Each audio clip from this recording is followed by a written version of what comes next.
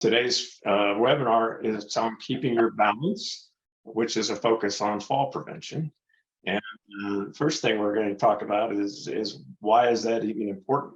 A little piece here from the CDC showing this graph of fall death rates in the US, which is kind of somber. But if we don't do a better job of fall prevention, we'll reach 7 fall deaths per hour by 2030. So it's pretty serious stuff. Colorado's population, the 65 plus, that's the orange here, is growing at a much faster rate than the under 18 population. So it behooves us to pay a lot of attention to this topic. Again, a little bit more from the CDC. 1 out of 4 older people, which they define as over 65, actually falls each year. And there's a strong failure to tell your doctor that you fell. So, and the medical costs are, as you can see here, quite large for non-fatal falls and fatal falls as well. And I was talking to someone this morning who fell last year and told me that $40,000 was the bill for that fall. And that is the average, actually, the national average. Some suggestions from the CDC, and we're going to cover all of these today in this webinar. So talk to your doctor, get your eyes checked, do strength and balance exercises, and make your home safer. So our panel today, first is Dr. Elizabeth Goldberg. Elizabeth is coming to CU Anschutz School of Medicine from Brown University's medical system in Rhode Island, where she was an ER physician and led the emergency department-based randomized control trial of fall prevention intervention, which brought together a multidisciplinary team of 30 physical therapists and pharmacists and achieved a significant reduction in subsequent fall-related ER visits among older adults. And Elizabeth will be talking a little bit about that today. Also, we have Thomas Johnson, is also a physician and a geriatrician and assistant professor of medicine at the University of Colorado School of Medicine. His interests include fall prevention, active aging, and mental health of older adults. Our next panelist on the list here is Dr. Nathan Estrada. Nathan is the VP of Clinical for Nymbl Science and a subject matter expert on older adult balance training and fall prevention. He received his doctorate in physical therapy from the University of Colorado Denver Health Science Center, where he also received the Hubert Levy Humanitarian Award in 2007. His primary mission is to show that empowerment yields better results than fear. Eric Levitan is the founder and CEO of Vivo, a digital health and fitness company focused on quality of life and independence for people 55 and over by increasing strength. Vivo offers online, live, and interactive small group strength training classes with measured outcomes. Eric brings to Vivo more than 25 years of executive leadership in technology and software companies and holds a degree in mathematics from Duke University.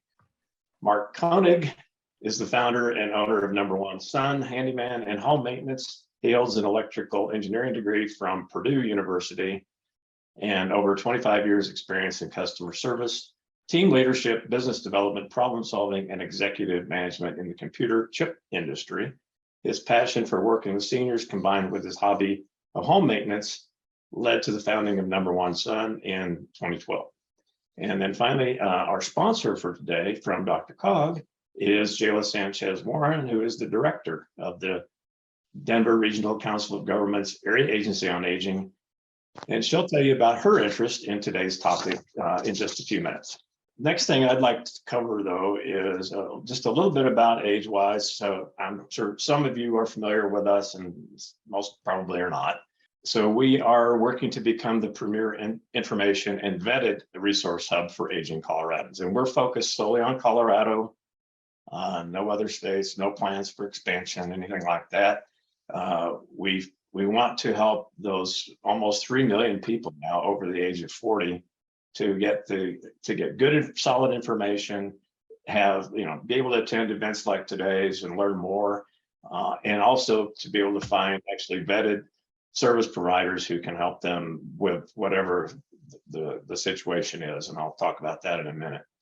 We serve all aging Coloradans and caregivers and adult children of aging Coloradans, employers, our vetted service providers, and of course, other organizations committed to healthy aging Coloradans. So this is, these are the areas that we cover on our website. And we started this process about a year ago, and we've been growing it very steadily. So today we're focused on fall prevention, some of the home modifications that go along with that. We know there are a lot of national sites that provide referrals. What's different about us? Well, we're focused on Colorado first, and we're much more than a referral. We have great information and live presentations like today. We actually vet all of our service providers. We don't require a fee. We do ask for donations, but we don't require a fee. We aim to be here when we're needed, and making these thousands of organizations in Colorado who actually are helpful to people who are in the aging space more visible. And then we record all our webinars, we put them on our website, and there's no fee to access those either.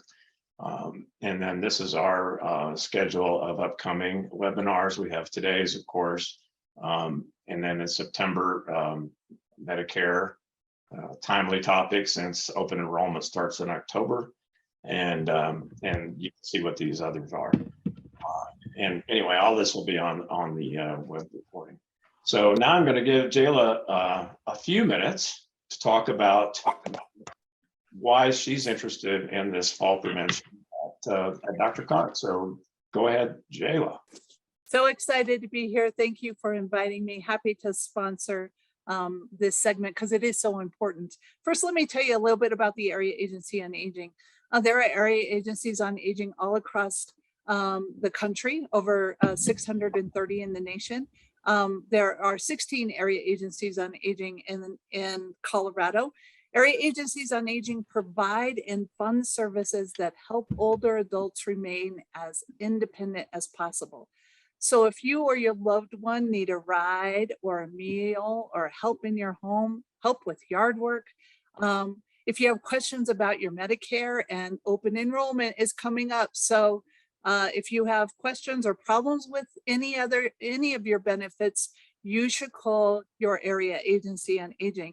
You can call our area agency on aging and say, I'm really concerned about my sister or my cousin in another state, and we'll connect you with that area agency on aging to help you get resources to them. If you need to find a good nursing home or an assisted living in your area, you want to know about them. There are over 500 facilities in the metropolitan area. You can call the Area Agency on Aging. We'll let you talk to a long-term care ombudsman who go out to those homes regularly. Or if you have a concern or a complaint about one of those facilities, please call the Area Agency on Aging. You know, keeping people moving is a huge part of independence. And that's why I'm very interested in this topic, and why we fund. We fund a number of organizations who do fall prevention and exercise programs, because it's so important to keep people moving, right? It helps with the independence, it helps with health. And you can see, as Bob showed you, that it's the #1 cause of accidental death with older adults. It costs a lot of money for Medicaid and Medicare, but also individuals. There is so many reasons that falls should be prevented. But you know what else is important is the fear of falling. And I know this because my mom had this problem. She wouldn't go out as soon as it got icy, as soon as there's any kind of snow on the ground. She doesn't want to go out because this is what she thought. I'm going to fall, I'm going to break a hip, and I'm going to end up in a nursing home, and I'm going to die there. And so it precluded her from doing things that she wanted to do and needed to do. One of our most successful partners is on the you're going to hear from today, Nathan from Nymbl. Nymbl is a program that's very unique. I'm excited about it because it's fun. It only takes 10 minutes a day and it works. You know why I know it works? Because my mom is on it. And I have seen the progress that she's made. I see her and my stepdad doing the exercises. It doesn't matter. We need to move. Everybody I talk to says movement is so important. We have to have good balance and we have to not be as fearful as falling. My mom can now, I live in the mountains. My mom now walks and hikes with me. Before she was using 2 walking sticks. Then she went to 1 walking stick. Now she doesn't use any walking sticks. That's pretty amazing. And she enjoys it so much more because she's not afraid she's going to fall. So thank you so much for the opportunity, Bob, to help get this information out from all of these wonderful speakers about fall prevention and getting the chance to get people more information and services if they need it. Okay, thanks very much, Jayla. I appreciate that. Okay, so we're going to move into our presenters now, and we'll start with Dr. Elizabeth Goldberg, and she's going to share some information with us from her study from Brown University. So go ahead, Elizabeth. So thank you for the kind introduction. I want to start by saying that it's important to prevent falls, not only the first fall from occurring, but also the second fall. So one of the things that my research focuses on is if you are an older person and you end up in the hospital, so you come to the emergency department or emergency room for a fall, we know that your chance of falling again doubles. And so that is a really valuable opportunity to get the resources you need to prevent future falls. So I performed a study that was funded by the National Institute on Aging to look exactly at this problem. Is there something that we can do in the emergency department while you're waiting to help you prevent the chance to fall again? And many people will say, well, maybe the primary care doctor is the best person to do this. And we agree, you should talk to your primary care doctor about your falls. But we also know only about 1/4 of older adults that have traditional Medicare that fall actually report their falls to their doctor. And why is this? A lot of people think, oh, it's just a small trip. It's not important, but we see 3 million annual emergency department visits for falls. And like I said before, falling once doubles your chance of falling again. So that's a valuable opportunity for prevention. So what we did in the emergency department, and I want to thank the National Institute on Aging who funded this, is that we enrolled participants that came in after they had a fall. And you could be enrolled into one of 2 arms. You could get usual care in the emergency department, and then we'd also talk to you about home safety. So there's a lot of things you can do in your environment to reduce falls, such as reducing clutter in your home, making sure you have grab bars and good lighting. So we provided that information in an educational brochure to our participants that were in our control arm. The control arm is usual care. So they also saw an emergency department doctor and had opportunity to get x-rays and CAT scans. But in our intervention arm, our participants, so our older patients that fell, actually were seen by a pharmacist, and the pharmacist reviewed their medications and made changes to the medication based on what would reduce fall risk. So some of the leading medications that we see that are problematic for falls are benzodiazepines like Xanax or Valium, and also anticholinergic medications like Benadryl and some sleep aids. And so our pharmacists were available to talk to our patients about that while they were waiting in the emergency department. And then a physical therapist would come to the bedside and they'd actually help the older person get up from their bed and walk them and diagnose any kind of gait problems or balance problems and have a conversation with them about how they could improve their strength and reduce their fall risk. And that often included doing some outpatient physical therapy or going to a community fall prevention program, or in some cases, patients even needed to go to directly to a rehabilitation facility.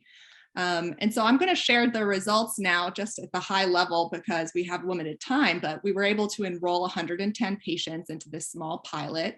55 were in the control and 55 in the intervention. And what we found is that in the 6 months following the emergency department visit, the folks that received the pharmacy and physical therapy consultation had a 66% reduction in their future fall risk. So we saw less falls in the group that had the opportunity to meet with the pharmacist and the physical therapist. And we know this because at 6 months, we did a home visit with our patients, all of our patients in the study.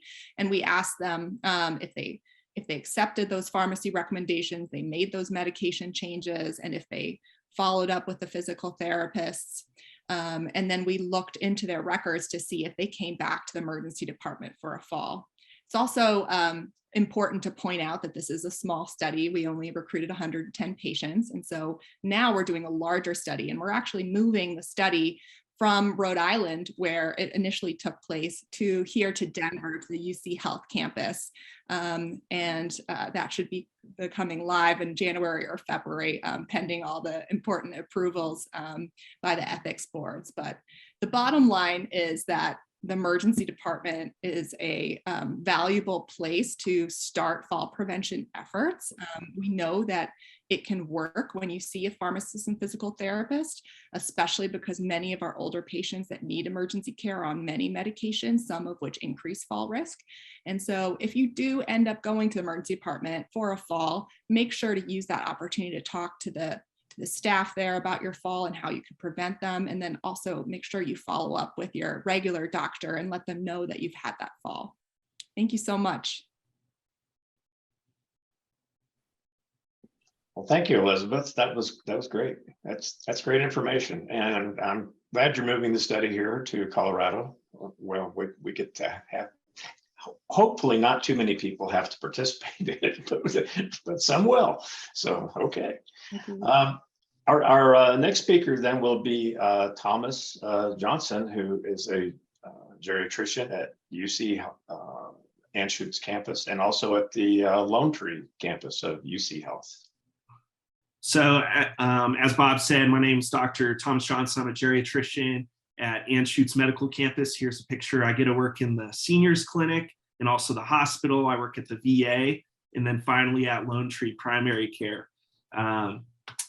So geriatrics, we kind of view medicine a little bit differently than family medicine or internal medicine. One way we view the way we practice medicine is through this framework called the 4 M's. And so we'll kind of go through that for fall prevention. So the 4 M's are mind or mentation, medications, mobility, and then what matters most. And so obviously in fall prevention, one of the biggest things we think about is that mobility M. But I think, when we think about mobility, we have to think about how we prevent the falls. And so something I'm very interested in is how we promote active aging. And so as we heard from Jayla earlier, our AAA, our Dr. Cog here in town is very important for this in helping create policies that promote active aging. So it's something that we don't always think about is, our neighborhood design, how many trees we have, how safe is it to walk across crosswalks is super important for people to prevent falls later in life. If it's easier to walk in your neighborhood, you're going to spend a lot more time outside. We'll talk about home modifications later, but decluttering, things like that, very important. Sometimes we need someone else to have that perspective on what clutter is versus what we think clutter is. But the biggest thing is I really encourage my patients to stay active as they're able. There's a lot of different medical conditions that impact our ability to be active, COPD, heart disease, strokes, Parkinson's disease, but we really want people to try to be as active as possible. The recommendation for people who don't have things impacting their ability to be active is 150 minutes a week of moderate intensity exercise. And 2 days of those have to be strengthening exercises. You can't just go for walks. So you have to do things that build muscle mass. And one of the biggest things that people really get annoyed about is using assistive devices. If a physical therapist or your doctor asks you to use a walker or cane, that's going to be such an important way to prevent a fall. And so we really encourage people to use them if they need them. Our goal is to get you out of those assistive devices if we can, but when you need them, you need them. As far as mind, we think about, cognition, so how we think, our memory, things like that. But we also think about our emotional and mental health.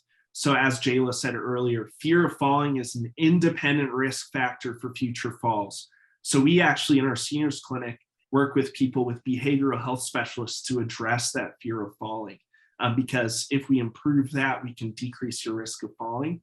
And being active is a great way to prevent cognitive impairment, dementia, things like that. As Dr. Goldberg mentioned, medications is probably one of the most important things that cause falls. So any medication that says Tylenol PM, or ZZZ, or any sleepy cold medications are bad. You should not use those if you're over the age of 65. All of those dramatically increase your risk of falling. Opiate medications, benzodiazepines increase risk of falling.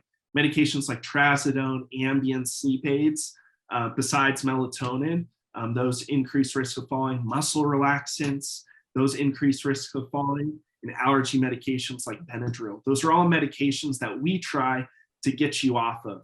I understand, it's everything's decided with the patient sitting in front of you, so not all these rules fit everyone.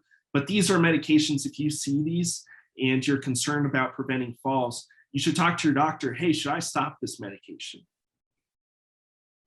And then finally, we think about what matters most. And so we always think about the goals and values of the patient in front of us and try to match those things. A lot of my patients have said independence, staying active and doing their hobbies and spending great quality time with their family are things that matter most to them. And so preventing falls is an important way to maintain all these things. And so make sure you bring up with your doctor anytime you have near misses, where you get woozy, where you're almost falling, maybe you catch yourself.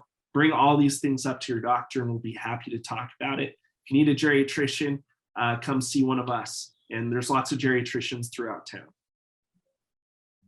Well, okay. Well, thanks for that, Thomas. I had a quick question back on the medication piece. I didn't see alcohol in there, so could you talk about that? Sure, yeah. And so I guess medications and non-prescribed substances. So alcohol is very important. Alcohol increases the risk of falling. I know, there's a lot of opinions on marijuana. So that can increase the risk of falling for some people. And then other recreational drugs can, other over-the-counter substances can as well. So got to be careful. Okay, thank you, Thomas. Now, since Thomas mentioned things like exercise, I think I would like to ask Eric from Vivo to speak next, and he'll be talking about exercise. So take it away, Eric. Thank you so much. I'm excited to talk to you all today. My name is Eric Levitan. I'm the founder and CEO of Vivo, and really want to talk to you about strength and the fact that it's such an important thing that we maintain strength as we age, because it has such a distinct impact on really all parts of our lives, falls being one very, very important component of it. And it's an important element to understand that as we age, we lose muscle mass, we lose strength. This is a natural part of the aging process. And as a result, things like walking, things like adapting to changing environments, diseases of aging, all of these things are significantly impacted by the fact that we're losing strength. And it's important to understand that there's something we can do about it. And that's really what we want to talk through today. And so, look, we all know exercise is good for you. We don't need to really talk about that. I think it is important, though, to really dive into and understand there's different kinds of exercise. And I think, we see it all the time, whether it's Time Magazine or other media that we consume. I think Dr. Robert Butler, who is the original director for the National Institute on Aging, said it best. He said, if exercise could be packaged in a pill, it would be the single most widely prescribed and beneficial in the nation. beneficial medicine in the nation. And that is so very true. But what does that mean? This prescription of exercise, and what does a dosage of this medicine looks like? There are so many different kinds of exercise. And I think it was said earlier, all movement is good. We want to move as much as humanly possible, but knowing what we can lean into, knowing what's happening to our bodies, and knowing what will have the greatest impact is important. And so I really want to take a quick step back and just look a little bit about the science of losing muscle and strength as we age. There's a condition that every human being on the planet suffers from, which is as we get older, we naturally lose muscle mass and strength. Our peak and mass really kind of occurs in our mid-20s. And then in our 30s and beyond, we start losing muscle mass every year. And this is a progressive condition. It accelerates as we get older. It starts in our 30s and 40s and 50s. We lose about 8% of our muscle mass every decade. And then as we get into our 60s, it starts to accelerate, and even more in our 70s and 80s, and ultimately is doubling in that rate. And so we are continuing to lose muscle mass and strength as we get older. But it's not just we're losing mass and strength, we're also losing the effectiveness of that muscle. And I thought it would be helpful just to show you, if you look at these images over on the right, this is the cross section of a human thigh. And at the top, it's at 25 years. And what you can see is this very dark matter in the middle. That's the muscle tissue. And you can see it's very, very dense. And if we look at that same image for a 70-year-old, we begin to see a little bit of a difference, don't we? We see this marbling, this white that's throughout. That is fat, like marbling of a steak.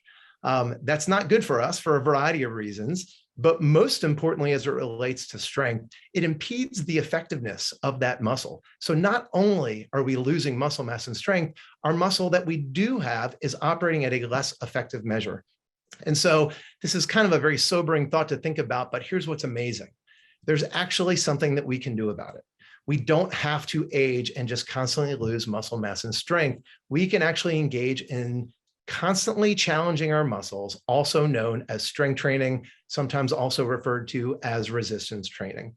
It has been scientifically proven that no matter what your age or what your fitness level, you can engage in a strength training program and rebuild muscle mass, rebuild strength, and regain balance. And so how do we do that, and what does that mean? Building strength is probably one of the most significant, in couple with balance training, the best ways to prevent falls. Strength is a huge underlying factor in our balance. As we walk on a regular basis, we've all seen what starts to happen as we lose strength, and especially in our upper legs, our glutes, our hip flexors, we stop picking up our feet, right? We start shuffling our feet. Shuffling your feet is a telltale sign that you're losing strength and function in that midsection, and we end up increasing a risk of falls over very low objects, a curb off of a street, the carpet lip. These are really impactful things that lead to falls. We also, when we do fall, because we're losing bone density as we get older, and for a lot of us that leads to osteoporosis, we tend to break a hip or another bone. And another amazing benefit of strength training is it can actually slow the loss of bone density, and in a lot of cases reverse that process. It is really impactful. And then the other thing that really we have to think about with falls is once we start to fall, it's really hard to catch ourselves. And so understanding this notion of power, what does that mean? You know, we can all think of strength as being able to carry a bag of groceries as we walk up a flight of stairs. That's important. But if you start to fall, this concept of power where you can react quickly and move weight quickly. So when you do fall, you can catch yourself and you don't necessarily hit the ground with your face, which we all know is a giant fear and a catastrophic result. So thinking about moving weight quickly and this concept of power, these are really important things to think about as we think through strength training and what that really means. Look, strength training is hugely important from a balance and fall perspective, but there are a ton of other benefits. We won't talk very much about this, but just be aware it helps improve memory and cognitive function. It helps with quality of sleep. It helps prevent diseases of aging like type 2 diabetes and osteoporosis and cardiovascular disease. It even leads to increased longevity. There was a landmark study done in 2016 that showed people who consistently engaged in strength training had 46% lower odds of all mortality death. 46%. That is pretty significant. But when we think about strength training, I've done this talk a number of times. A lot of us have this vision in our head of what strength training is, right? It's Arnold Schwarzenegger in a gym without a shirt, just lifting tons and tons of weight. And that doesn't really connect with us, right? That's not something that we feel like we can do. I want to make sure you walk away from this conversation today knowing that this is not what we're talking about when we're talking about strength training.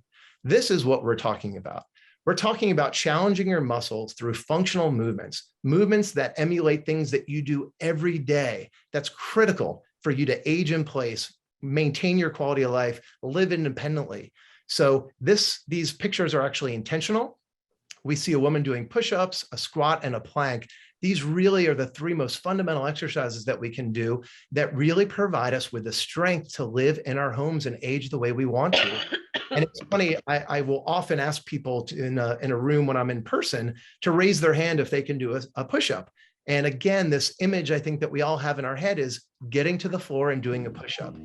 That is one way of doing a push-up. What you can see in this picture on the left is another way of doing a push-up, which is dramatically easier if you can't get to the floor. You can do a push-up off the back of a chair. And even if you're not able to do that, you can actually stand against a wall, extend your arms, maybe move your feet back a step or two, and that can be a push-up. So really understanding how to adapt these exercises for your capabilities, for your fitness level. Pretty much everybody on this call today can engage in a program like this and really start to build strength and balance. There are a few keys to success that I really want everyone to walk away with, because strength training is not necessarily intuitive about how we do this. The first is consistency. This is arguably the single most important thing. You should be doing this 2 to 3 times a week. This is not something you can do occasionally, once every couple of weeks, once a month. This is not something you can do for 8 weeks and be done and never do again. This really needs to be a habit. Consistency is the fundamental key to making progress and getting stronger. Just after consistency is adequate intensity. We've all seen and been a part of exercise programs where we'll have 1-pound dumbbells and we're not really working very hard and we're all smiling and no one's really working up a sweat and everybody's laughing. That's really fun, but if it's not a little bit hard, you're not going to see the benefit. It has to be at a certain level of intensity to elicit that physiological response of building more muscle tissue and repairing that. Variation, mixing it up. The body likes to be confused and stressed and it responds better to that. So certainly zeroing in the things that we like, that we enjoy doing, but make sure you're mixing it up. Do different kinds of exercises, do different types of intensities. Do some days where you're doing lots of reps and other days where you're doing fewer reps. And the last, and we're not really going to talk much about nutrition today, but it's a really important element to think about. You need to be eating as much protein as possible because without protein, you will not build muscle. Protein and amino acids are the building blocks of muscle and muscle tissue that helps us get stronger. One of the things that a lot of older adults are not aware of is our bodies as we age become less efficient at converting protein into muscle. Therefore, we actually need to consume more protein. And so it's really important to recognize that not only is strength training going to be a really profound impact on your balance and your overall wellness and quality of life, you need to be consuming enough protein to make that happen. A really good rule of thumb is try and go for 30 grams of protein at breakfast, lunch, and dinner. Really look to smooth out that protein consumption across the day. So with all of that into consideration, we actually built a program about 3 years ago called Vivo, because what we saw on the market was a lot of cookie cutter solutions for older adults where there's so many nuances to every single one of our needs, right? The need to have personalized attention, the need to really have accountability and a sense of community to drive that accountability. And we created an online program called Vivo. We are also an NIH grant funded scientifically foundational exercise program, but it's an online program that's very different. It's not a video. It's not a live stream class where you turn your screen off or you mute yourself. These are small group classes. We actually cap our classes at 8 people. It's very intentional because it's got to be small enough where a live trainer can see you and give you feedback. They can help you correct your form. They can modify an exercise if you're experiencing pain or discomfort, and they can even make sure you're being challenged so we get to that level of results. And it's also big enough that we're really leaning into this concept of social engagement and community and ultimately fun, because if it's not fun, you're not going to do it. And so having a shared experience with other people really tends to make these classes more fun. And what we're seeing is a really positive response in regards to that. And then the last thing that's really important is we actually track progress. We have a team of scientists at universities across the country that actually conduct one-on-one assessments with all of our members. And we baseline your balance and your strength, and then we reassess every 2 months and we share that data with you. Because not only do we want to make sure that we're having an impact, we want you to see that we're having an impact. And it's a really profound thing. A few other elements that I wanted to highlight about our programming in specifically, we focus on balance in every single class. And not only do we focus on balance and as a part of overall building strength, we've got this concept of it being what's referred to as a periodized program. That gets back to that variation, that intensity, that constantly changing it up and making sure that we're doing enough to get results. These are all critical elements that when you look at scientific research on effective interventions for balance and fall risk, they all have to rise. The more that we do this, the more consistently we do it, the more variation we have, and the more level of challenge we incorporate, the better the results and the better off we're going to be. The last thing that I want to highlight is we also focus on something called dual task exercises.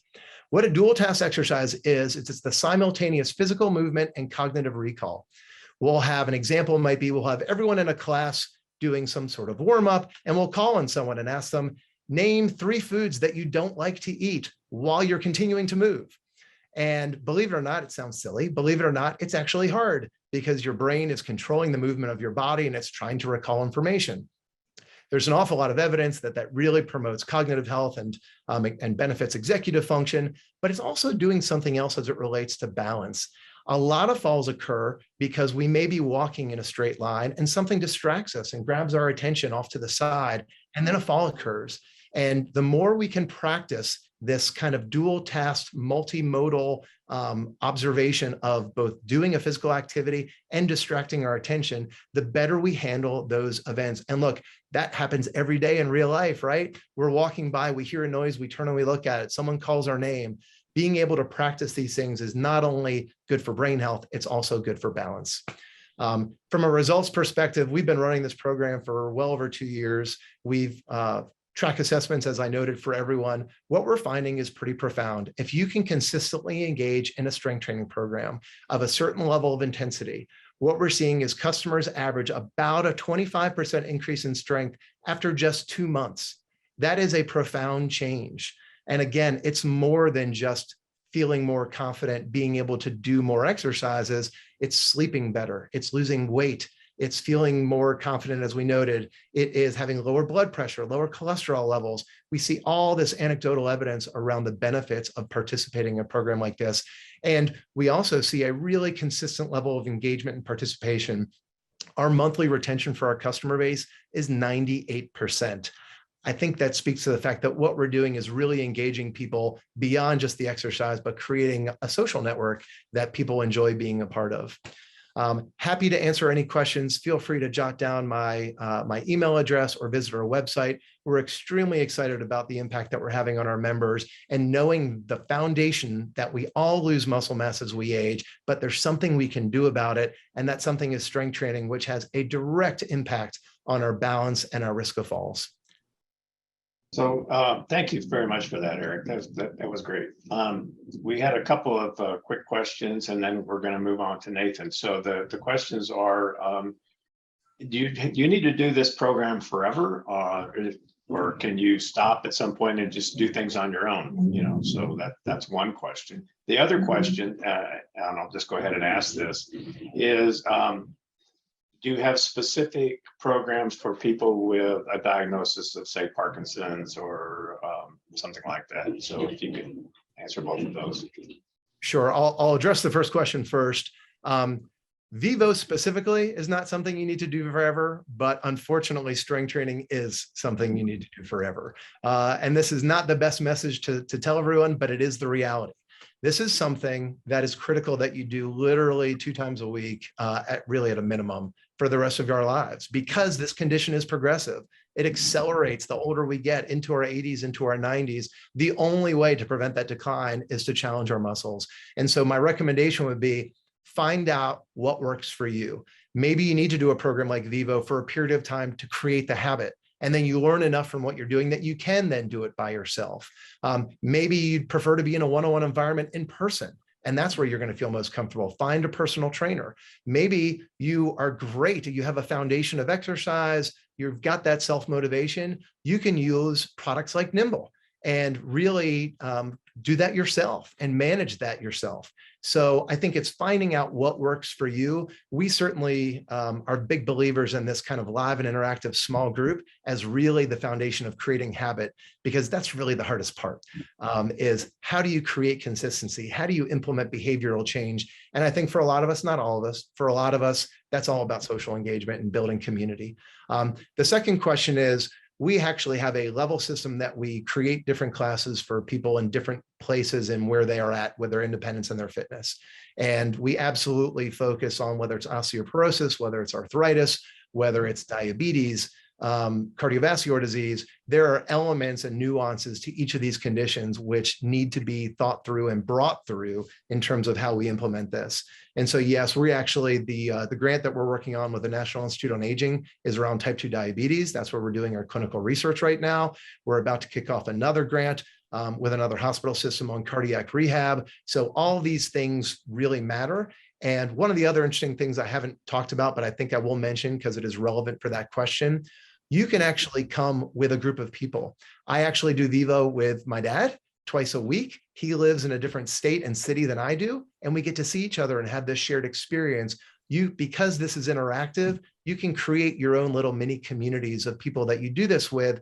And how that relates to kind of disease, especially chronic conditions, is bringing people together who all may have type 2 diabetes, who all may be significant fall risks, or who all may have osteoporosis, and engaging in that. It's a pretty profound kind of experience in building that community. Well, thank you for that. And Thomas added that people with Parkinson's may benefit from a physical therapist as well for a short time. Absolutely. And I would always recommend, before you engage in a program like this or any exercise program, you talk to your doctor. If there are existing conditions, going to a physical therapist and really getting to a baseline where you're not in pain. These are important elements to also think about. We're happy to talk through those with you. Okay, thank you, Eric. Okay, our next speaker is Nathan Estrada, and Nathan is with Nymbl. And take it away, Nathan. Fantastic. Well, first off, brilliant. We are going to have a great synergy here and a lot of messaging because frankly, there's so many different aspects of successful aging and different ways to accomplish things. And I really appreciate Eric's perspective on that. So Nymbl, we're really looking at mobility, aren't we? Like we balance train and we strength train so that we can engage life in a very productive way. We should never, balance train to improve balance. We should balance train so that we can go to the wedding, right? Walk on grass and gravel and live the life we want to live. And there's different aspects of that because frankly, that's what aging well is. It's participating in the life at the level that you engage. Why am I here? Well, my grandfather, Edwin Martin, was a master boot maker, 72 years of country western boots, an artist in every sense of the word. And he fell, and it really dynamically changed his decision-making of, well, maybe I shouldn't go out, and really getting after that fear that we were talking about earlier, and something that's wholly preventable. And the hard reality is there's three great truths when it comes to fall prevention. Number one, there's nothing normal about it. There's nothing normal about falls. Anyone can improve their balance, and it's never too late to start. So, when you look at, muscle atrophy and that shrinking, and what a great message that we can grow from there, right? And balance is that same thing, is you can always improve your balance. Unfortunately, my grandfather actually succumbed to the consequences of fall, which is where a lot of my passion comes from. And a lot of my beliefs on how we train balance is because my grandfather wouldn't do a lot of things, right? He would say, I'm going to live the life I want to live. Don't tell me what to do. And so I didn't. I allowed him to do things he wanted to do. And a lot of the learnings I took there went into Nymbl. So first off, there's three great wants in most older adults' lives. What I mean by that is all of us want to have fun. And I always like to say older adults, all of us want to have fun. Just because we're older doesn't mean we lose our funny bone. And something that's enjoyable, it's interesting when you have joy plus entertainment, that always equals sustainment. And so when Eric was talking about find out what works for you, that really matters because there's a million ways to accomplish that. most of us really struggle with time allotment of really big commitments. So start off with a micro commitment first that you know you can keep. So we start off with a micro commitment of less than 10 minutes. And it's something that you can easily accomplish. The New Year's resolution is a terrible thing. It's just a way to fail. So what you should do instead is go, hey, what can I start that I enjoy, that's quick, that I can start that behavior and start to learn as a clinician. It was simply, instead of walking 2 houses today, we're going to try 3. Let's try 4. Let's try going around the block, and every day just adding a little bit through there. And it's okay to start in your home. And you don't have to always go to the gym. About 1 in 10 older adults go to the gym every year. That means that 9 in 10 are looking for something in their own home. So there's some great solutions for that. So what is Nymbl? There are some few words that Eric said that I really appreciate because we have so many similars there. Multimodal, and the reason why multimodal really matters, evidence clearly states that if you solve one problem, you're solving none.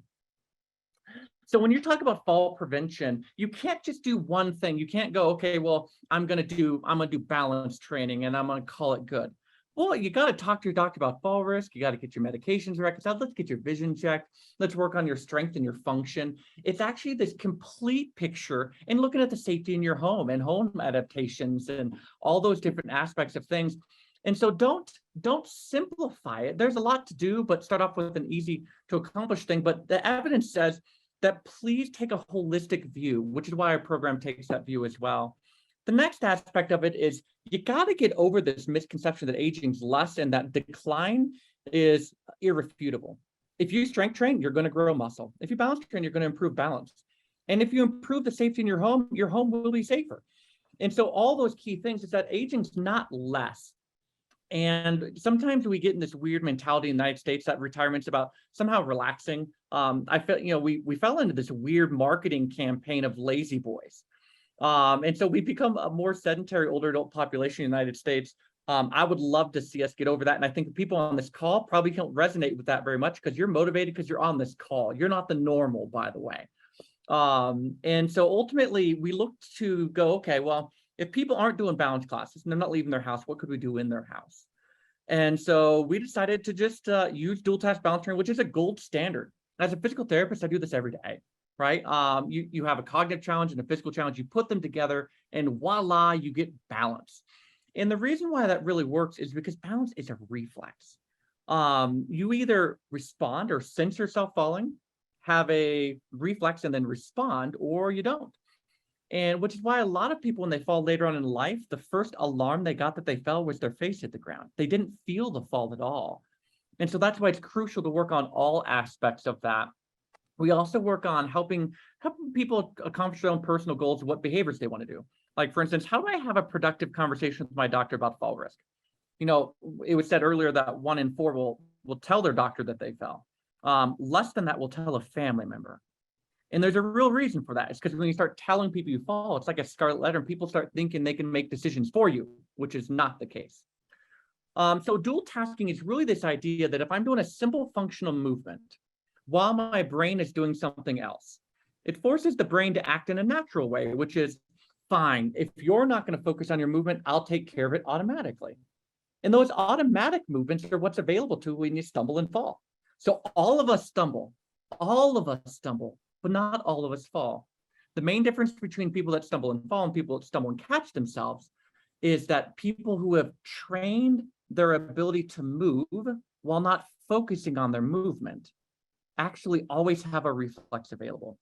It's the same reason why if you touch a hot stove, you don't choose to pull your hand away. You touch a hot stove, your hand pulls away, and then your brain goes, by the way, that was hot. And aren't we glad it works that way? Because the opposite's not very fun.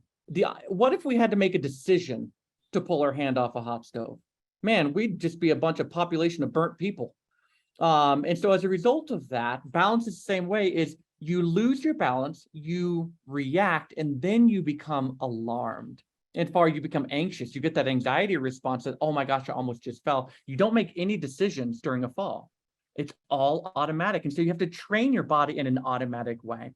And what's really intriguing about that is you don't even have to get the answers right. As long as you're trying to do a cognitive challenge while you're physically moving, and it doesn't have to be a back flip either. It's just simple stepping and simple functional movements that you do in a normal day can still be balanced. So what else? Now, Jayla brought this up, that we have a great partnership with Dr. Cog for the greater Denver area, and Nymbl's free.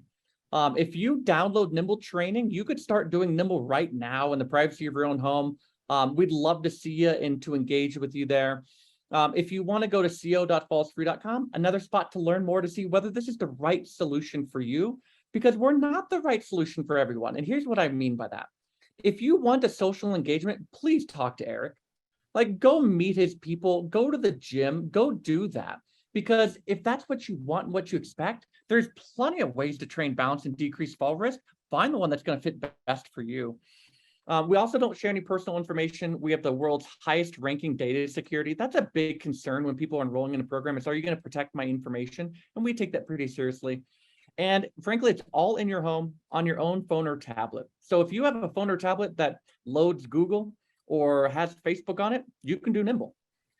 So what a great spot to start. About 95% of the people that do Nymbl aren't the people that really go to the gym. We're kind of helping someone, kind of a different persona, people that just want to do Nymbl for themselves, which is why I encourage you to find out what really works for you.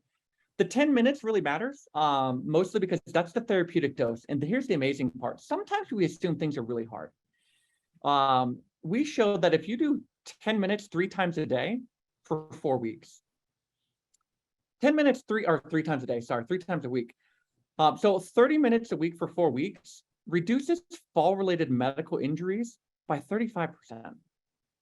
So it's not like you have to do this. It's not a life sentence. And so that came up earlier. Do you have to do it forever? Our goal is that when your balance improves, that you go back to living life again.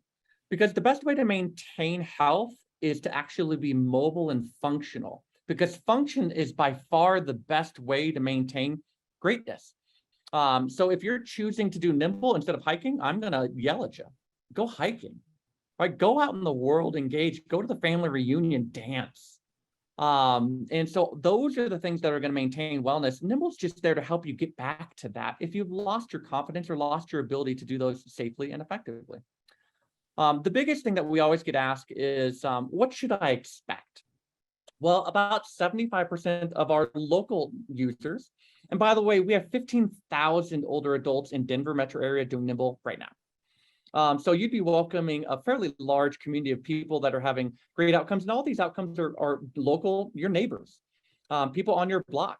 And 75% say, I'm no longer fearful I'm going to lose my balance in my own home. Man, isn't that important? Because when you're scared of your own home, it's hard to leave it. It's hard to have the confidence to leave when it feels more dangerous to do those things. We improved balance by about 30%. And in Arvada, Colorado, we actually did a really fun study where we showed a 35% reduction in 911 calls that were fall related. So even if people were falling, we showed the ability to get people back to where they could live a productive life without the dangers. But then that really motivated us to go, we better research this a little bit bigger. So we just ran the world's largest fall prevention study outside of a hospital system. We have 15,000 participants. And we showed the therapeutic doses. If you never do a day of balance training, but you work on some of the other behaviors, like talking to your doctor and getting your vision checked or having your medications reconciled in other words, so that we understand the risks of those, that reduces your fall-related medical risk by 11%. We could all do that today. We could literally, everyone on this call could reduce their fall-related medical by 11% just by doing those behaviors. Now, if you do 40 minutes to 110 minutes of training, so less than 2 hours, 28% reduction in fall-related medical claims. Super fun. If you did more than 12, 35%. That's where we like to get people. And that's why I always say that let's get you there and then decide what your next goal is. Your next goal might be to continue doing Nymbl, might be going to the gym, it might be meeting Eric's team. And we want to graduate you onto those things as you're able to do. It's also really important that there's a lot of programs that aren't designed with an older adult in mind. There was a recent international review from BMC Geriatrics, which is a top 20 journal in the world. And they looked at 37 digital balance training programs. And Nymbl was ranked as the #1 in the world. And the reason why that is because we really care about this experience being great. Jayla talks about her mom doing Nymbl, and I'm glad that her mom does Nymbl and Jayla doesn't have to tell her to do it. Because if someone has to tell you to do it, something's wrong. It's a fun experience that most people can do, all the way from chair bound to Olympic aging. And we don't care about what disease you have either. About a quarter of our individuals have Parkinsonian symptoms because that's a part of a lot of people's lives. And so we're a little bit agnostic to what you come into. Well, here's our goal for you, is that we're going to give you simple movements that you're going to do on an everyday basis anyway. We're going to give you a fun cognitive game that you happen to be doing at the same time. And we're going to slowly make that harder when you get better. And when you get better, we're going to promote you automatically. And when you promote you automatically, we're going to see your balance improve and get you back to living the life you want to live. And so that's our goal and that's our mission. So co.fallsfree.com. If you guys have any questions, would love to take those. I'll go ahead and stop my share there. And we can kind of go from there. Any thoughts?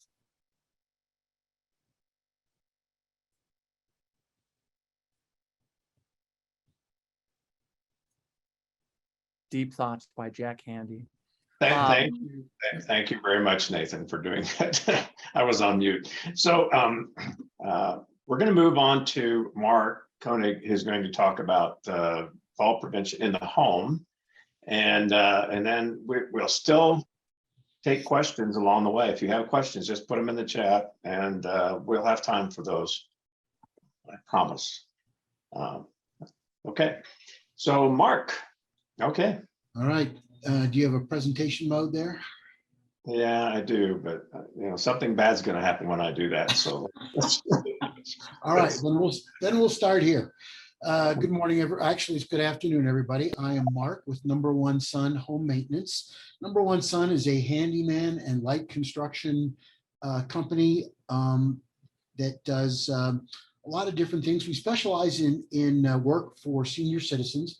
Number One Son was founded to be a senior citizens-based company. We also take care of younger folks as well, so you don't have to be any particular age to receive our services. The types of things that we do is we'll do just routine repairs around a home, drippy faucets, leaky toilets, painting, drywall repairs, stuff like that. But what we get called quite often to do is things associated with accessibility and things that are related to fall prevention, which is why I am here today. So, there's been a lot of great presentations so far. There's been a lot of great advice in addition to the strength training and balance improvement. There's been suggestions about grab bars and decluttering. Well, we can certainly help with that. Those grab bars, those decluttering, things along those lines. I guess one of the first things I wanted to point out is that there's no reason to wait for these things. As a matter of fact, I would suggest that we take steps to do these things before the fall. I know there were some great statistics about how the things that we're talking about here today can prevent a second fall. I'd like to suggest that these things get done and these actions be taken before the first fall, if possible, to prevent that from happening in the first place. So anyway, I'm going to just sort of walk through some things that we suggest at Number One Son and have already been suggested here as well. And again, keep in mind, some of these things you can do yourself. Some of these things you might need help with. We can certainly provide that help along with other good handyman companies as well. The first thing to eliminate trip hazards, to help with fall prevention is to eliminate trip hazards. And again, these are things that can be done by a client themselves. Certainly minimizing the use of extension cords. And if you do have extension cords, tack them around the base of your house so that they're not in an area where you're going to be walking frequently. Eliminating throw rugs is a great way to eliminate that possibility for when those feet aren't coming up necessarily high enough. That with elimination of those throw rugs, that'll keep that to tripping from happening. Avoiding clutter, keeping walkways clear. It will avoid it also, depending on how eyesight is and other possible cognitive disorders, for example, dementia, that can also lead to some lack of clarity of vision and coordination. So getting rid of that clutter Getting rid of uneven surfaces in a house, especially on sidewalks. Sometimes you have a sidewalk that settles a little bit, you've got one that's a little bit higher. You know, some of those smaller steps are even more dangerous than larger discontinuities in a concrete walkway. So get rid of those. Take the objects off of the sidewalks, getting rid of garden hoses, any toys, branches, things like that, anything that could lead to a possible trip. And then there are things that can be done to put things on fireplace hearths or other dangerous topologies like countertops, things along those lines. You can put pads on those that if there is a fall, it might not be as catastrophic to it, maybe a possible head injury or something like that. If there is a pad that might be on that. Staircases. There's have a full length handrail on all staircases. It's a good idea if those handrails go 12 inches beyond your staircase, so that you've got something to grab onto when you're taking that initial step, and something to grab onto when you've left that step as well. I can't tell you the number of times that we've gone to do some put grab bars or sort of handrails on after the first fall has occurred. I've seen many of concrete porch steps that do not have handrails on them, and they are so treacherous. So I'd recommend doing that again before the first fall. If it's just a single step, like maybe a single step into a house or a single step up from the last step on a porch, stepping into the house, put a tiny little 16-inch grab bar, 12-inch grab bar there as well. That can help considerably also. The possibility of places where there are steps where maybe a client is having problems navigating that staircase, even with handrails, consider taking out the staircase and putting in a ramp. That's something that we can help with as well. Consider installation of chair lifts. If you're not living on a single level, consider looking at stair lifts. And then again, on front porch steps, garage steps, if you can highlight the edges with yellow tape that adheres well, or painting that yellow, that can highlight those areas that would be, again, potentially difficult to navigate. If eyesight's not great, or if you're not looking down, it just helps the eye grasp the edge of that discontinuity before your foot maybe misses it. Lighting, have lighting adequate in all areas where you're going to be walking or moving. Adequate lighting at the top and the bottom of stairs, which is great. I've seen many staircases that have switches at the bottom. They've got them at the top, but the light's burnt out. We'll do small projects for you as easy as coming in and changing light bulbs. My motto is keep the clients off the ladders. That's my motto.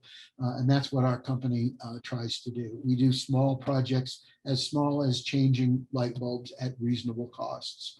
Have porch lights and coach lights on your front and on your back, in your backyard and your back entryways. Have them that are either dusk to dawn or they kick on with motion. All those are great. And then they've got these little itty bitty night lights. They cost a couple of bucks. Put them in your hallways where you're going maybe from your bedroom into your bathroom, or from a bathroom down, or from your bedroom into a hallway, so that they automatically kick on and you get that visibility. They're cheap, they're great to use, and could prevent that expensive $40,000 fall, right? Next slide. Bathroom safety is probably, certainly I haven't seen the statistic on that today, but I believe that bathroom falls are probably the greatest, most frequent type of fall that can exist. Happens most often in bathrooms. So if you're going to focus anywhere, start there first. Bathrooms For example, certainly a very easy fix is grab bars in showers and stepping into bathtubs. Do not use suction cup grab bars. They sell them. They swear by them. I've seen them fail multiple times. And the time you want to find out that your grab bar is not going to support your loss of balance, you don't really want to find that out when you need it. Don't use towel bars, and don't use your shower curtain rod as a grabbing point to get in and out of bathtubs or in and out of showers. If you're grabbing something like a shower or towel bar, you need to make a phone call pretty quickly, because that's not going to hold when you lose your balance and you need it. It's going to fail and down you go. A good suggestion is to take out glass shower doors and put in a curtain rod with a curtain. That way you're not counting on those to hold you, number one. And number two is, if you do have a fall in a bathtub or a shower and you've got glass doors on there, most likely the fire department, whoever is coming to help you get up and get out of that shower and take you to the ER, the emergency department, is going to be wanting to break that glass, and you don't really want to be covered up and worrying about having that glass being broken by the fire department when you're laying there. So again, faucets, you can get foam covers that go over the faucet, so that if there is a fall, there's less chance of injury, especially to a head or a limb, if it's covered with a foam cover instead of just that bare metal sticking out 6 inches just waiting to harpoon you. They do make non-slip treatments for floors, especially in bathtubs. You know, the bottom of a bathtub is curved, and the potential for a slip is very great when you're stepping in and out, especially if there's a little bit of soap residue left in the bottom or shampoo residue that's in the bottom, and you're trying to step out of a curved shower or a bathtub. Very, very high potential for fall right there. These non-slip treatments, they apply. I'm not talking about the strips that go down there. I'm talking about actually materials that will etch the bottom of the tub, that will leave it a little bit rougher, so your foot can stay more stable than a smooth bathtub surface. Toilet safety bars. Again, this is a transition period where you're getting up from the commode and trying to stand up. There's a good opportunity there.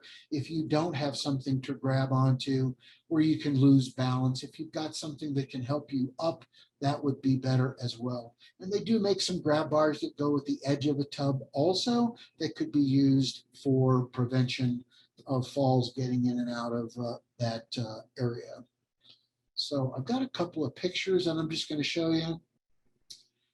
This is a shower chair, a great place to be sitting when you're in a bathtub or in a shower. Again, the opportunity there while you've got your eyes closed, your head up, maybe doing some shampooing going on, and the opportunity there is great.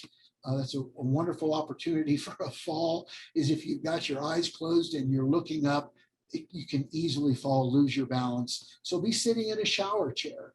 If you're not comfortable, if you do have a bathtub and you're not comfortable getting in and out of the bathtub, use a transfer bench. That's the second picture right there.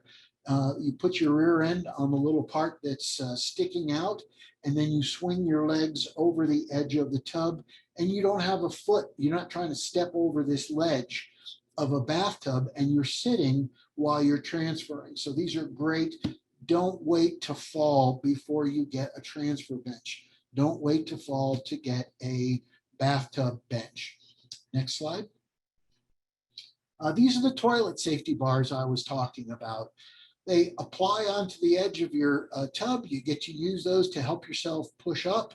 You can use those to maybe hang on to during that process while you are standing up and shifting your weight.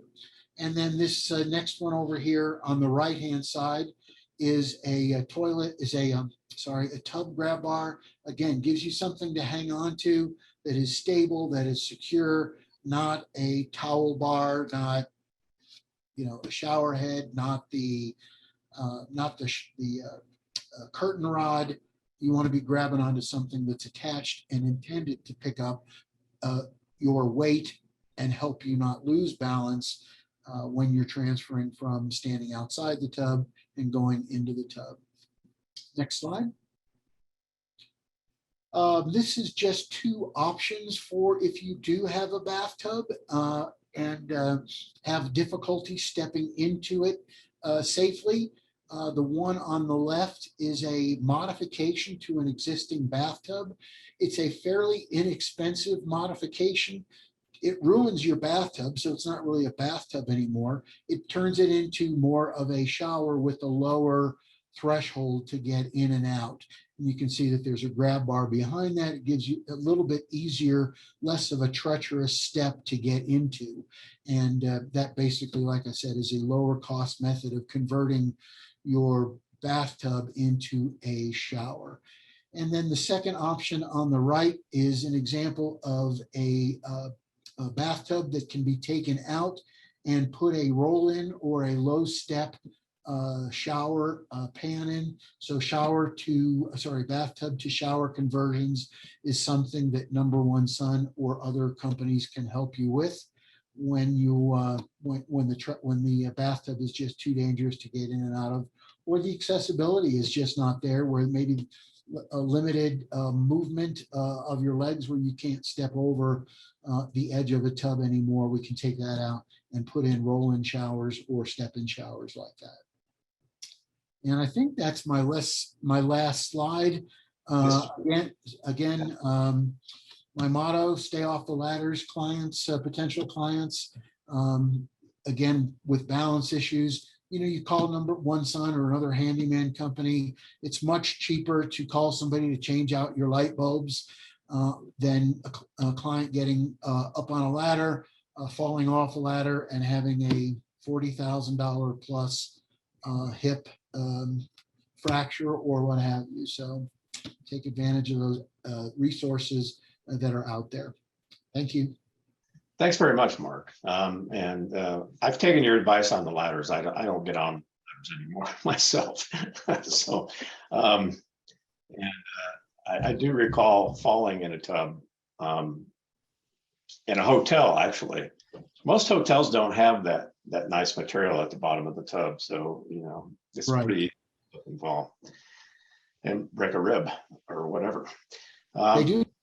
Some of those hotels, they do have ADA rooms that have grab bars in them, that have showers in them, that have low barrier shower entry that does have the rougher surface. So if you're uncomfortable with a regular tub stepping in and out, you can always request an ADA room, and they're almost always available. Yeah. Okay. We have some time for questions, folks. You've listened to a lot of great information today, delivered by a whole variety of disciplines.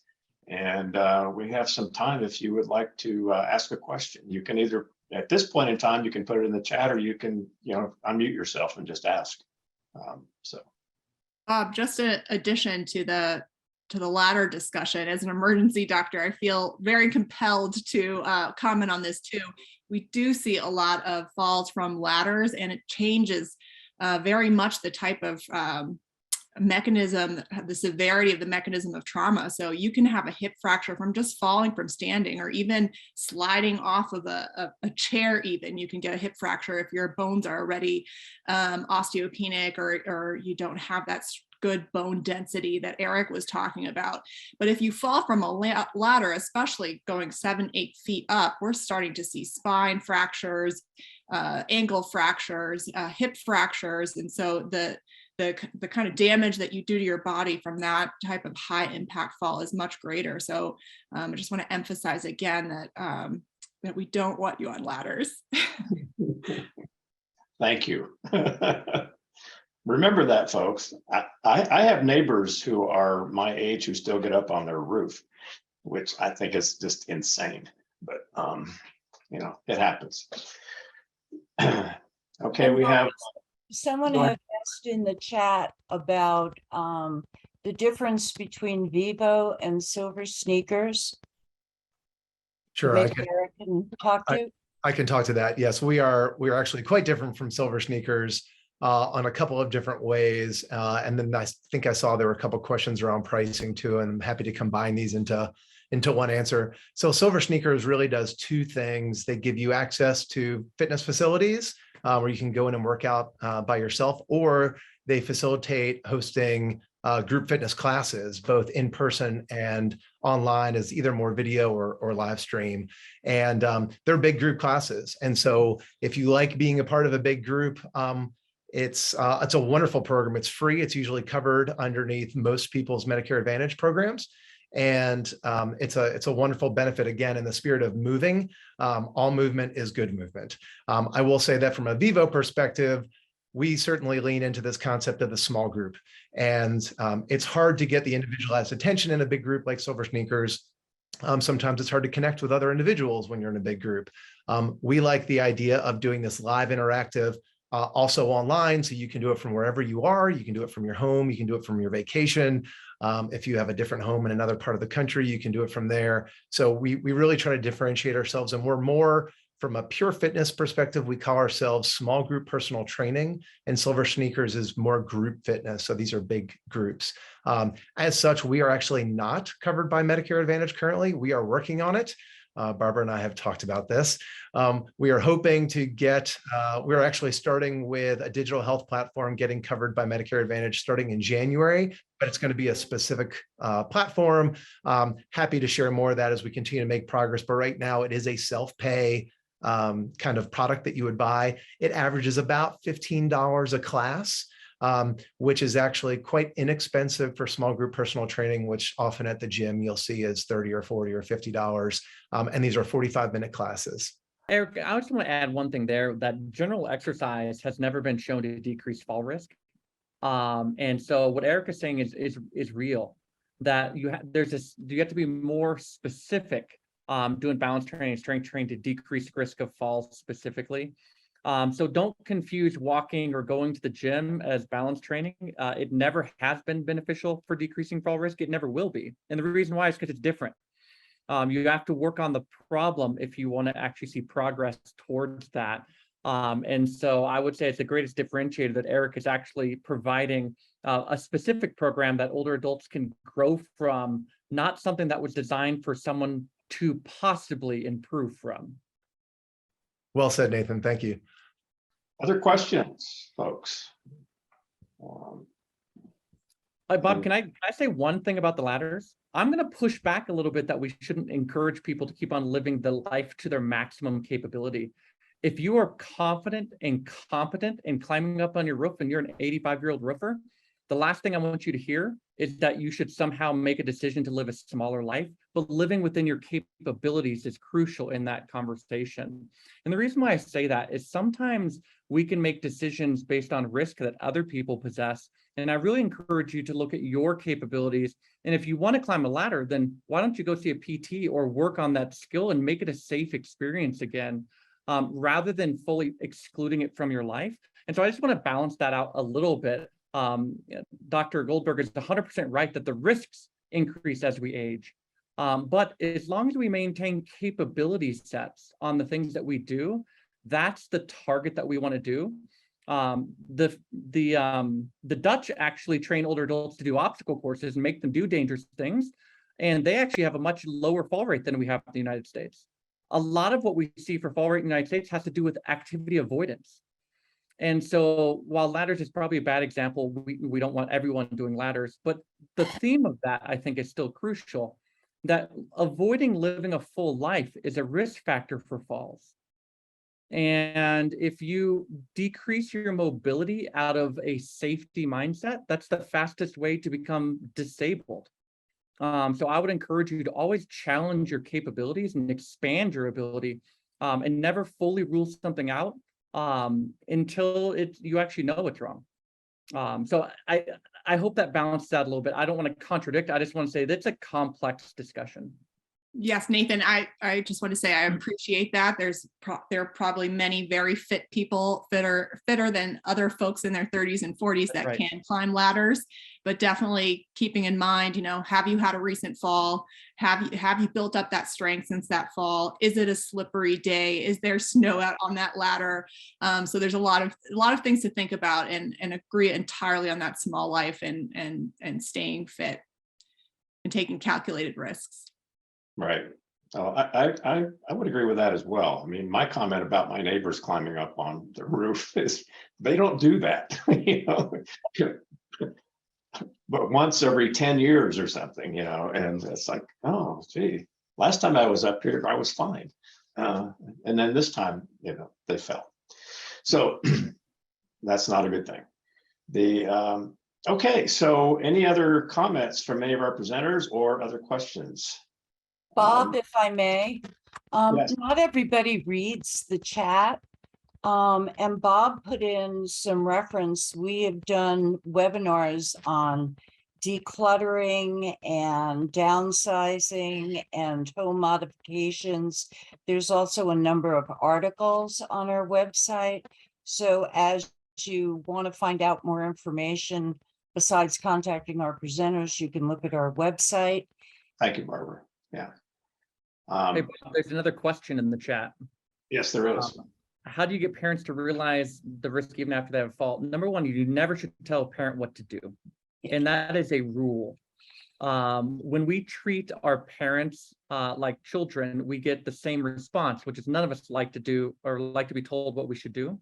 No one does what they should. We do what we want. So I would encourage you that if you want a loved one to realize their risk, it's not to make them fearful, but to give them all the options they have to address that risk in a very proactive way, because fear has never made fall reduction better. So I would hope that if you had a loved one, that you would just encourage them and go, look at all these great things that are available. Which one of these is best for you, and which one would you want to try? And you'll have much greater success than saying, Mom, you should do this because you're getting blah, blah, blah. Good advice, Eric. I mean, Nathan. Sorry. I'll actually add something that we really see a lot is, and I experience this with my own parents, is a lot of times when you do bring information to them about whether it's Nymbl or anything else that you want them to begin to engage with, offering to do it with them. The single greatest motivator for a lot of parents is to spend more time with their adult children. And so we see from a Vivo perspective that we get participants who join in pairs. It's an adult child and their aging parent or parents. And that sometimes is what you need to do to create that motivation, because for a lot of people, exercise of any type is intimidating. And there's a lot of shame at the source of that. We used to be able to do something, we can't do it anymore, we're embarrassed. But giving an additional incentive, specifically spending more time with your kids, that tends to drive behavior pretty effectively. I'd just like to add a quick comment. Hi, my name is Kathleen, and I just want to remind everyone then that when it comes to home modifications, we all perform tasks differently depending on our strengths and weaknesses. So it's really important to consult with a professional regarding placement and type of grab bars and equipment that you select. So keeping in mind your current level of function as well as your future level of function. Yeah. Thank you. Jayla has her hand up. Bob, can I just remind people that if you are interested in participating in Nymbl, if you would like to join Nymbl, Dr. Cog's Area Agency on Aging is paying for your membership. So you can do that. Just go to the Nymbl app or go to cofallsfree.com and you can tell them, Nathan, how that works. Yeah, I mean, you can investigate whether this is the right thing for you. So if you go to cofallsfree.com, you can just learn about what other people are experiencing and make a consumer decision, right, on whether this is the program you want to do. If you want to download an app, just search Nymbl training. It won't be the top one because that's always an advertisement. Apple and Android, they get you there. So go to the second one down and download it, and you can enroll directly in the app as well. Well, thanks again, everybody. We're going to close this down. It's 1 o'clock. good job on the part of all of our presenters and all of you who have attended today. We appreciate your questions and your comments. And as we said earlier, this entire webinar will be posted on our website probably early part of next week. You know, there's a little bit of editing that has to be done before we put it up. Once that's finished, then it'll be up there. And we do have a YouTube channel, and all of our previous webinars are there, as well as the links to that are on our website. So once again, we appreciate everybody attending today, and thank you so much to all of our presenters. Have a great afternoon. All right. Have Thank a you. blessed day, guys. All right. Bye-bye.